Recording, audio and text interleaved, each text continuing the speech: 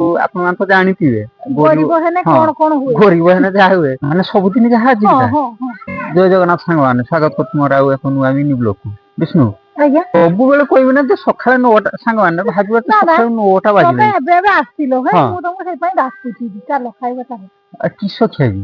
ଆମେ ତ ଗରିବ ହେଲା, ହଁ ଗରିବ ତ ମୁଁ ଜାଣିଛି। ଗରିବ ଆମେ ସମସ୍ତେ। ହୁଁ ଆମେ ଗରିବ ସମସ୍ତେ ସମସ୍ତେ ମାନେ କିସ ଆମେ ଆମ ଫ୍ୟାମିଲିଟା ଫ୍ୟାମିଲିଟା ଗରିବ ଆମର। ହଁ ସେଇଟା ସେଇପାଇଁ ଆମର ଯାହା ସକାଳେ ଯାହା ଖାଇବା, ସେଇପାଇଁ ସକାଳେ ଯାହା ଖାଇବାଟା ହେଇଛି। ଚାଲ ମାନେ ସବୁଦିନ ଯାହା ହଁ ଜୀବିକା। ହଁ ହଁ ଭଗବାନ ଯାହା କରୁଛନ୍ତି ଠିକ ଅଛି, କିଛି ଅସୁବିଧା ନାହିଁ। ଆଉ ଆପଣ ମାନେ ତ ଜାଣିଥିବେ ଗରିବ ହେଲେ ହଁ କଣ କଣ ହୁଏ? ଗରିବ ହେଲେ ଯାହା ହୁଏ। ଆଉ ଆମର ବିଷ୍ଣୁ ତ କହିସାରିଲେଣି ଗରିବ ଲୋକ ପ୍ରତ୍ୟେକ ଦିନ ଯାହା ବ୍ରେକଫାଷ୍ଟ ମାନେ ସକାଳେ ଖାଇବା ଯାହା ହୁଏ ଆଜି ବି ସେଇଆ ହେଇଛି। ଚାଲନ୍ତୁ ଦେଖିବା ଆଜି କିସ ଖାଇବା ହେଇଛି। ସାଙ୍ଗମାନେ ଦେଖିପାରୁଥିବେ ଶାଗ ହେଇଛି ଆଉ ଆଳୁ ଚଟଣି ହେଇଛି। ଏଇଟା ତମର, ଏଇଟା ତୁମର ବୋଧେ? ହଁ ସେଟା ମୋର ହଉ କଣ? ସାଙ୍ଗମାନେ ଠିକ ଅଛି, ଦେଖିପାରୁଥିବେ ଏହି ପଖାଳ, ଶାଗ ଭଜା, ଆଳୁ ଚଟଣି।